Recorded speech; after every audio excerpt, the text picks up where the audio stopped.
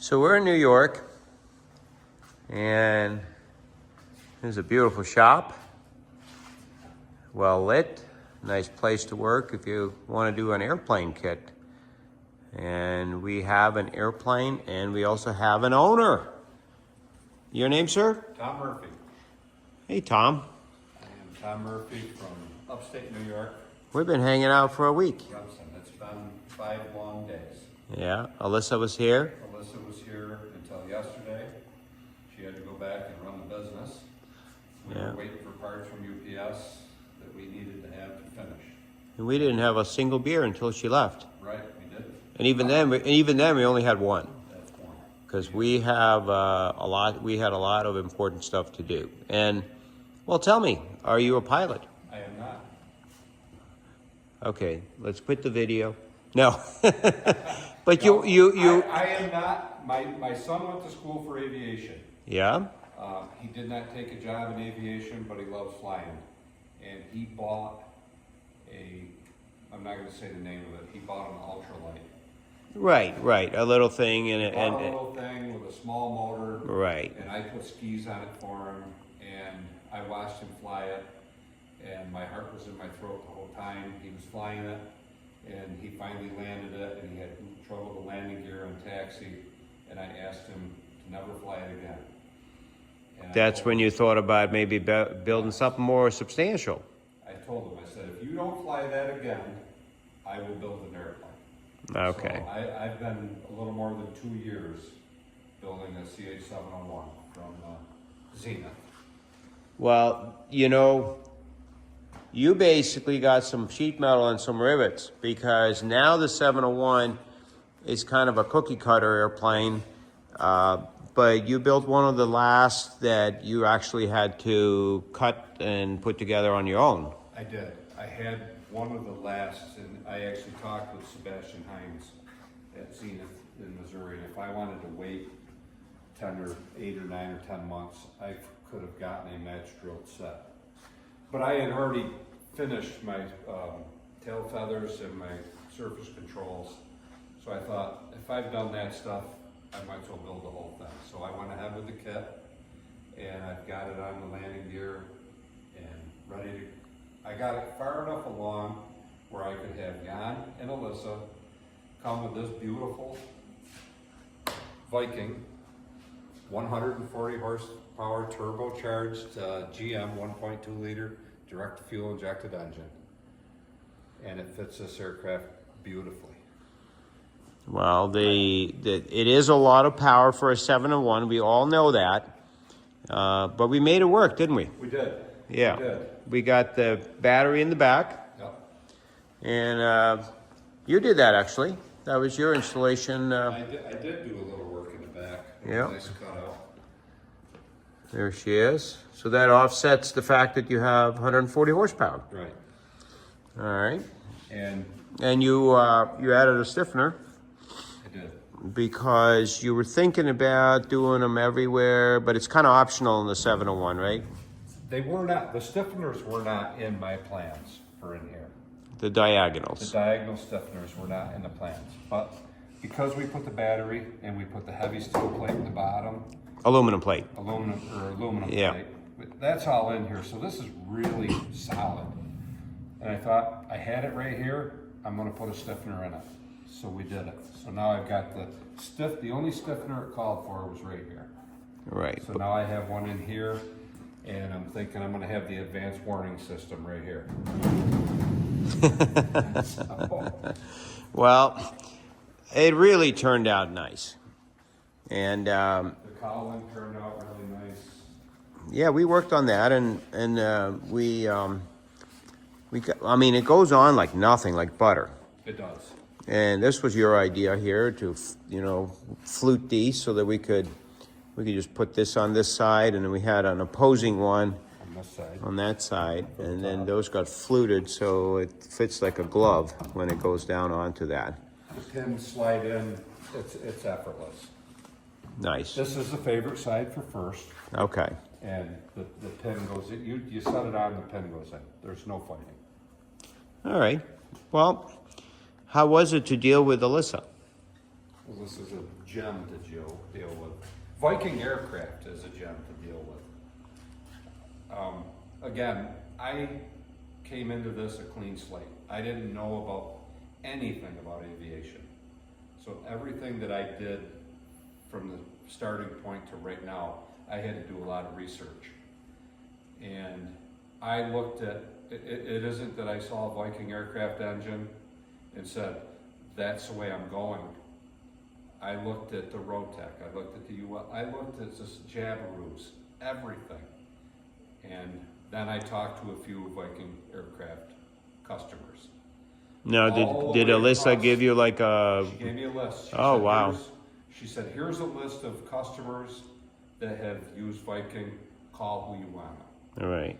I went halfway around the world and called. You talked to Dean, didn't you? I talked to Dean Phillip. There you go. Dean's flying a Zenith 701. It's called the Jug. He's got a 130 horsepower Honda engine in his plane. And I said, what do you think about the 140 turbo? And he said, mate, if I'm going to build another engine, Or another plane. if I'm going to build another plane, it's going to have the 140 turbo in it. And I said, you know what? If it's good enough for Dean Phillip, it's good enough for a redneck Tom Murphy from Hudson, New York. So that's what we did. Wow. And Jan and Alyssa have been wonderful. I've worked with Jan for the last 5 days out here. Yeah, we had a good time, and you know, it was nice working with you. And you have knowledge of a little bit of everything, and you've got all kinds of tools and a nice shop, and it went wonderful. And you know, if you're in a shop and you're working with someone that has a general knowledge of mechanics and everything like you do, you've had different businesses and different things you've done up through your life, and it just makes it really, really easy and enjoyable. And then, not even to mention the steak meals. Well, I appreciate that, but it's your knowledge is invaluable with this, as far as knowing where to put the first rivet, where to start, what tab to trim, what. Yeah, well, I should know. I've done a few of them. Yeah, But and you know, my wife and I, we talked about it. I had the engine last March. I had the firewall forward kit last March.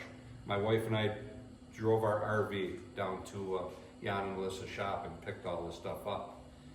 And a little bit has changed since last March sure. to this March, because Jan and Alyssa did an installation last week, or a week ago. So he knew the ins and the outs. All of this wiring, I mean, look at it. It's beautiful. It's not a rat's nest. What Jan did here in 5 days, or less than 5 days, would have taken me 6 months, and I probably would have been wrong. So I just a shout out to Viking aircraft engines. Unbelievable to deal with, and this thing starts up and runs as smooth can be. Well, thank you. That's all I can say. And then let's finish up with, who are you? I'm just a nobody. No, who are you? What's your life story? Tom Murphy from Hudson, New York. I've grown up on this property. I've had a lot of jobs over my years. For the last quite a few years, I'm a corrections officer with New York State, which is not a very sought after job today. I'll be done with that in a few months, and I'm gonna take on a new position as a highway superintendent for the town of Remsen. And I'm gonna have time to enjoy life and fly an airplane. I do have a flight instructor who is going to instruct me on this aircraft. And your son is also... My son is a private. He has his private, and I told him if he wants to fly this, he's gonna have to do a little transition flying, because this flies a little different than the Cessnas that he's used to. Sure. I did find somebody who's within 35 miles of here that has a 750 Stoll, and we'll give him a little instruction on how to do it. So. And you have an EAA chapter. Not that We do. That's. I mean, you have done all this on your own. You're by yourself here. You do research online. You had us come and help you. Of course, Roger and Zenith and all that. They're all very helpful. Yeah, Chris and Roger were good. Anytime you call Zenith, they call you back. within the same day with questions. Just little things because I didn't know. Right. You know, just even putting the brake calipers on the landing gear, they wouldn't fit. You know, I didn't know I had to shave some of the aluminum off. And I did it, and it worked out great. But the EAA that I belong to here now, it's a great bunch of guys.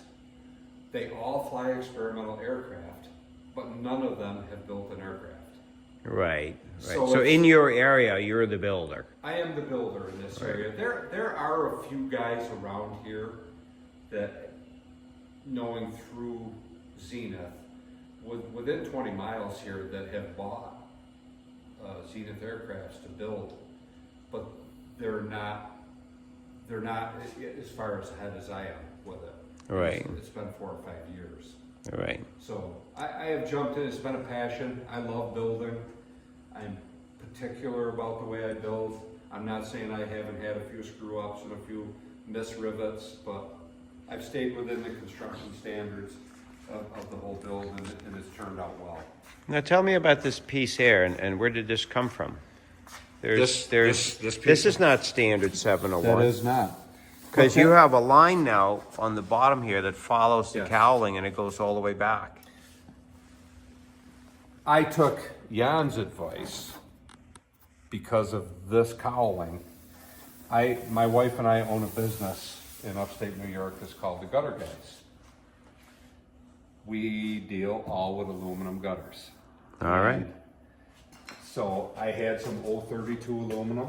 This is not structural. It's not part of the plan. It's just to square off the front of the aircraft.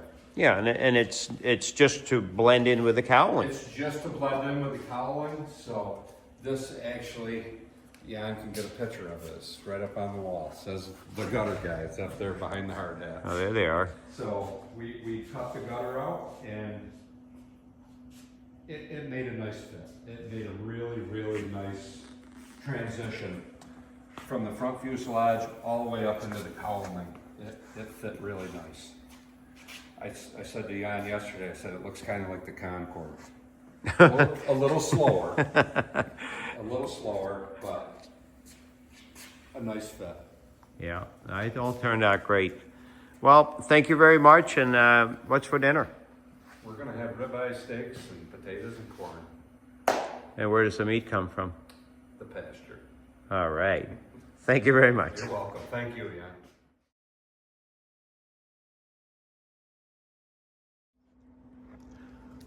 There's a little bit of Tom's outside. There's his truck, his motorhome, and there's Tom. And you did this all by yourself, Tom? I did not. I've done a lot of building by myself, but behind every man stands a great woman. And my wife, Tracy, has backed me 100% on the building of this aircraft, and I couldn't have done it without her blessing. So I wanted to really thank her in the end. I think Overall. that's great. And I think one of the more important things for a guy or a gal that's interested in a hobby is to have the support of their spouse. Yes. I mean, otherwise it doesn't mean much if you got to steal time away to do it. She's not interested really in flying. She gets motion sickness, Uh-huh. but she has stood behind me 100% in this journey that I've taken, and I greatly appreciate her. Well, it's been a pleasure to work with you. It's been a pleasure to work with you, Yeah. Jan. Thank you. Thank you. Thank you. Yeah.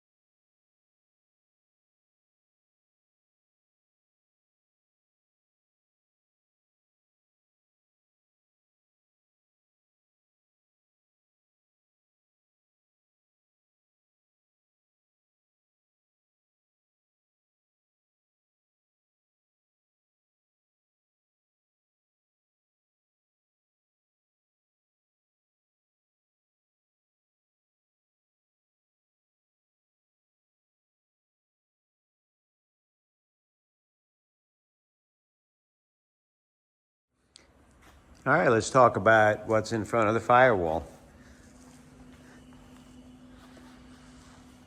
Let's go with the cooling system of the engine. So we do have a coolant exit here for the 701. It's machined with an elbow to face aft. There's a couple of plugs here. They can be used for something, but there's very little room here because of the cowling. The exit goes aft, over, down, and then underneath to the radiator back here. The snap-on connectors on the radiator are added before the radiator is installed in order to facilitate the installation without the floor being in the way. We have aluminum pipes going up to the firewall, and this side, like I said, we have a 90 going up, over coming towards us, and then on to the cooling manifold. That's the cool side of the engine where it comes back, and the hot side is exiting here at the front of the engine, going back down here. Stainless steel behind the turbocharger with some protective little pads on here and also up underneath here. And then we allow the tubing to go a little past here. It's resting on this edge, but because it's on this side of the clamp, that gives it a little cushion. Coming down here and back into the radiator. So very simple setup there for the cooling system. Also running the coolant tank right there with a hose that goes to the front of the engine right here. So excess coolant can bleed off to the coolant tank, which is right there. There's a little vent in the letter O where it says coolant on top of this cap for the venting of the coolant system. Otherwise, it's NPG coolant, which is a waterless coolant, never put any water in, and there's no pressure in the coolant, and that's the whole purpose of the NPG coolant. So you can run with no thermostat, no pressure cap, more importantly, no pressure cap, and an open system. We do have a bottle right there for the gearbox. That's not to fill gear oil in the gearbox. Here's the gearbox. It's mounted to the engine already. There's the coolant sight glass where you can see the quality and the cleanliness of the gear oil rather. Your gear oil will always be above here, so it's not a sight glass for level. You put 10 ounces in it, but you can in fact see the quality and the cleanliness of the oil. The gearbox is vented through a little hose on the back of it right there, and it goes to the bottom of this bottle. Traditionally, these are vented through the cap and through the threads, but we do add a tiny little additional hole anyhow to the cap to make sure that it is breathing pressure that gets generated in the gearbox as it heats up. And any little mist of gear oil that gets into this tank, that's what this is for. And it'll run back down when the gearbox shuts down. It is not a place to add gear oil. It's not a container for gear oil. It's just to collect mist and expansion of the gearbox as it heats up. Here's the alternator. We're just gonna kind of move around on this engine side. We've talked about all the systems behind the firewall. Now when the cowling is off, we'll just kind of move around, but let's do it somewhat in chapters. We did cover the cooling, we did the gearbox. Let's get to electrical. So electrical comes through, like we said, this firewall pass-through, and some of it is wires to the sensors, and some of it is wires for the engine computer that powers everything. We routed a dual throttle setup here. Let's do the throttle setup next. So we got a throttle on this side and one over there. We did add our braces underneath in the back here that are much stronger than the instrument panel. And one screw there as well. We took the we locked this, but we removed the little wedge in here, the Teflon wedge, so that you can't lock the throttle on this side anymore, which is kind of dangerous. But we did leave the friction lock on this side for the pilot. Then the cables come out here. One comes out of the firewall right there. Make sure it's low enough on this side to clear underneath the intercooler. And then just kind of bring it here, tie it to this bottom either pulley bracket, and then come up like that. And then this is traditional, like we always do. Washer, clamp to hold the first cable in the little notch that's in it, and then lock that down with some non-locking nuts. And then the other cable, make sure this goes into the notch again in the cable, and 2 MS nuts there to hold that. And then this is threaded, so these are screwed in and stay permanently with the bracket. And this one, we have like a bent bracket there. I think more of the newer ones now. This is more straight, and then this is on the opposite side. So either way, it's make sure you configure it so that the primary throttle is on the side, so that it lines up with the throttle arm up in here. Here's your idle setup, and sometimes it'll come down like this. This was one of the first engines we did. This works just fine, but we now have them coming in from the top, which makes it just a little bit easier to set the idle. Alternator and the wiring for that, we talked about that earlier. There's not going to be, and I mentioned that, a throttle spacer, a prop spacer on this. This is just because we didn't have the right bolts and we wanted to run the engine. So there will be some shorter prop bolts, and then the removal of the spacer on this airplane to move even more weight aft. Now, with the way it's configured now, with the engine up front and our battery in the back, it's already fairly easy to push the tail down. Now, of course, you're going to get some wings on here, and let's see if we can just pull it with one hand. Yep, like so that. Yep, pulls right down like nothing. So that's good. We don't want, a nose-heavy airplane. Now, we want it at the end so that we can put it down and it stays down by itself. And that will happen now with the battery back there. Once the wings are on, the fuel is in, pilots are in, the back of the airplane's completed. There's plenty of things that will slowly move weight aft as the airplane gets more and more completed. Turning out really nice. We're happy with the installation of the engine, happy about how the builder has built the airplane.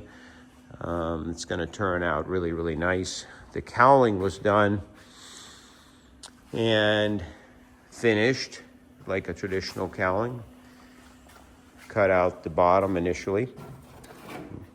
Then you can slide it up underneath, and the oil pan sticks right through. We now also have a hole for the exhaust.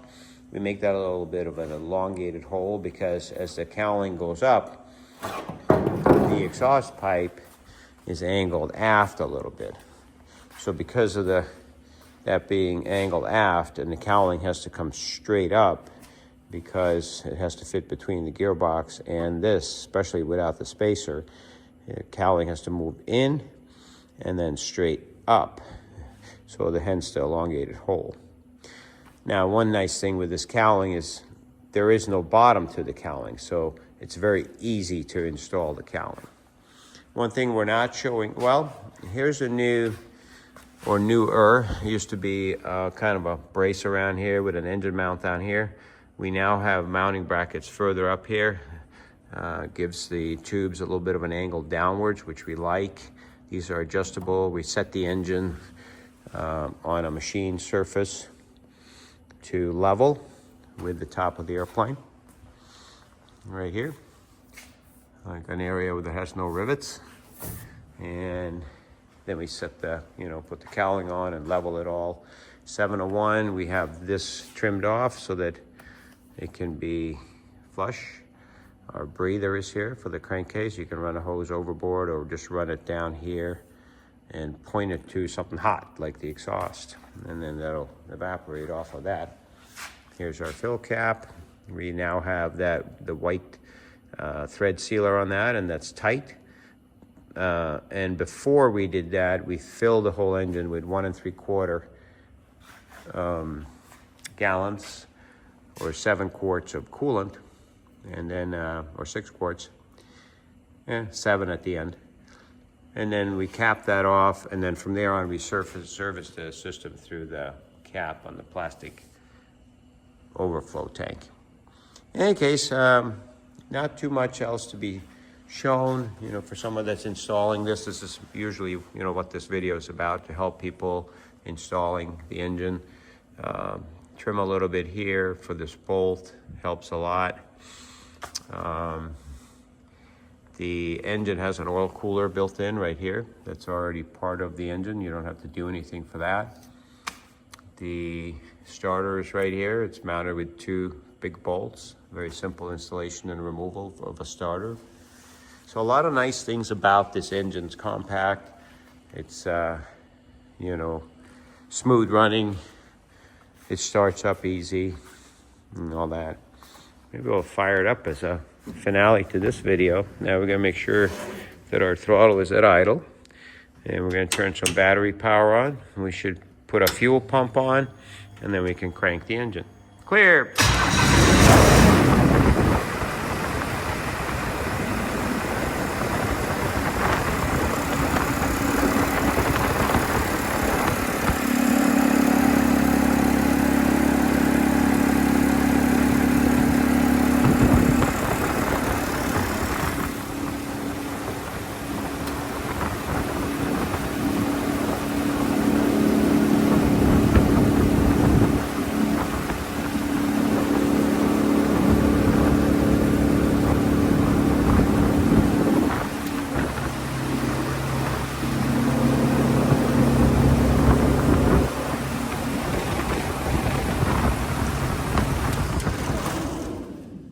How we shut her down.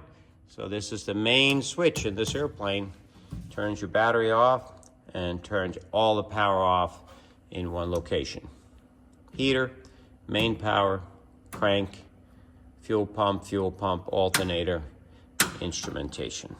And it's a wrap. Need some wings, and we'll take her up.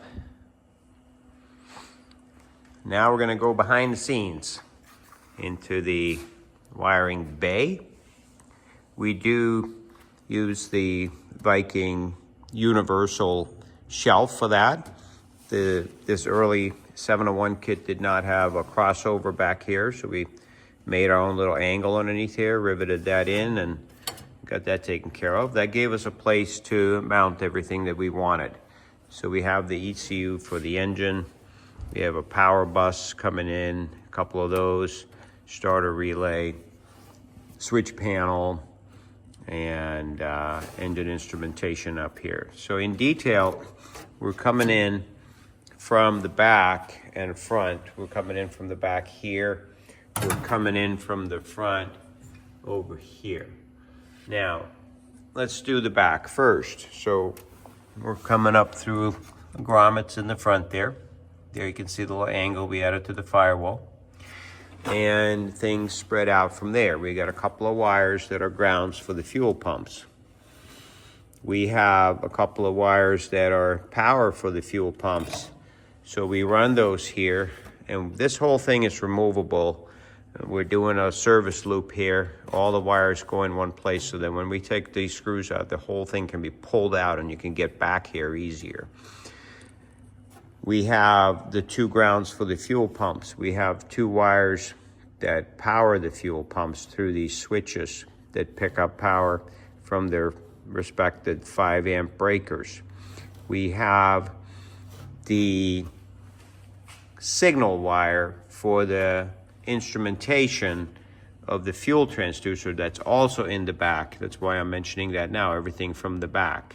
And we have him coming up here, and he goes right here, and that's the signal from the fuel transducer in the back. So those are the 4 wires, 2 grounds, 2 powers for and the signal for the fuel transducer coming in from the back of the airplane, along with, of course, the clean ground from the battery that powers up our ground bus. And then we have the grounds going from that to our firewall lug. And then we have scraped away the paint here, and we have star washers underneath. So we're picking up ground through the airframe right here, just like we did back at the battery for the starting of the engine only. The rest of the ground is the 10 gauge for the airplane from the battery directly. We also have the main power coming from the back, protected through a grommet. And we're taking that and we're bringing it to our selector switch here. And we're coming out of the selector switch there, the on-off switch for the main battery. Instead of using contactors, we're using this one switch that has all the current. And we do that because we have a single battery. We don't want a contactor with a single battery in case the contactor fails. So we use a mechanical rotary switch. We also add a ground wire to it because we want the light to work in the unit. So we have a ground wire from there, comes back here, goes to our grounding bus right there. And that's all there is from the back of the airplane, not very complicated. From the front, we have a few wires that come in from the ECU. So we've got the main ECU bundle here, and then we have 5 or so wires that come off of that bundle right here. And we bring them around and we put them on terminal strip right there. We've got that fuel transducer wire that we brought to the back that's actually not coming from the front, but we covered that. We have the alternator field that's coming from the ECU and goes to the alternator field switch, which is this one, which gets its power through the 5 amp breaker right below it.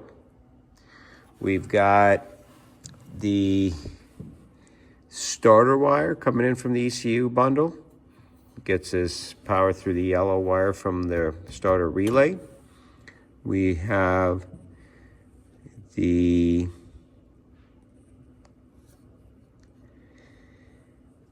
right here, power to the relay right there. Goes up to the ignition key switch.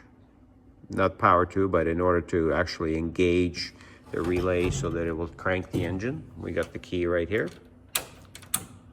And we have yet another one right there to the other side of the key.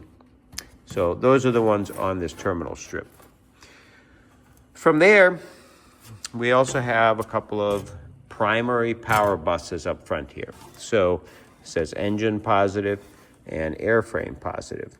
So we're coming off of our main lug here, which now is hot all the time because it's prior to even our selector back here. It's coming right from the, I take that back. Of course, the selector has to be on. What I'm getting at is it is hot as soon as the selector is on, the big rotary selector. And then that powers up the engine bus. Then we have the airframe bus, which is protected with the 30 amp fuse. Now, on the engine bus, we have power coming in, and we have power going to all the things that run the engine. So we're powering up this switch panel right here. That has a bus bar that powers all the breakers for the fuel pump, or 3 of them, fuel pump, and alternator field. So that's done through there, and that's the engine bus that powers that. Then we have a terminal here for the ECU, 2 wires for the ECU that comes from the ECU, a white wire and a white with a red. And we have one that is left open for future use. But it can only be used for engine-related stuff, not anything that does not help the engine stay running. On the other side of the 30 amp, we have the airframe. So right now, since we're mostly just working on the engine and not the airframe per se, being Viking aircraft engines, we did run the heater. We installed the heater. So we took 5 amps. We ran that to one of the leftover 5 amp breakers over here that we didn't use for the engine. And we wired in the heater switch that comes with the heater kit. And that has a 3-position fan.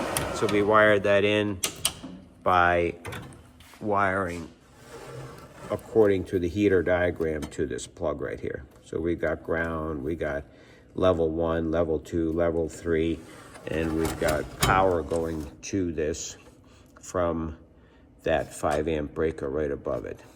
And to the other side of the breaker, we tapped off of the airframe bus. And then we also did an engine instrumentation for the customer. So we got a wire for that, and we wired that through this first switch, so that's avionics, as far as engine avionics. And we have an inline fuse for that comes with it, 1 amp inline fuse for that instrument. All right, so that's pretty much all that's underneath here. We have wires coming for the engine instrumentation right here. The top one are the, well, basically it comes from here and here, and it goes to, we have this large terminal strip up here, as you can see. And what that is, it just helps us having the wires coming from the engine, your water temperature, your fuel, your gearbox temperature, your oil pressure, and the ground for this instrument that needs to be on the engine. It all goes to the terminal strip. We like to use terminal strips. And then from the terminal strip, we go to here and here. And it's distributed as far as what is the intercooler in and out. We use EGT probes for that. And then we have the other signals, like I said, fuel pressure, oil pressure, gearbox temperature, coolant temperature, and all that. It goes to here, and then from here, it goes to here. And we have looked at that before. Just check it out real quick again. Gearbox, coolant, oil pressure, and then we have fuel pressure in the back next to the header tank, and we've got the intercooler in or turbocharger out temperature that can run as high as like 320 Fahrenheit, and then we have into the engine down here. That should be like less than 130 Fahrenheit. All right, and that takes care of the wiring part for this airplane. Now, one thing that's easy to skip over, but obviously it's very important, is the intercooler. So here's the intercooler installed in the airplane. We don't have a scoop on it yet. Scoop's gonna be part of the intercooler itself. And we're gonna shorten this hinge a little bit so that we can have a scoop going right in there. As you can see, it's vertical. It has a 90-degree hose that has or a tube that has an angle on it, and then a 90-degree hose up in there. And then it has 45-degree elbow hooking it up to the rest of the system, which goes back to the turbocharger. And then we have a stainless steel clamp at this side supporting the intercooler. And that's all there's to it.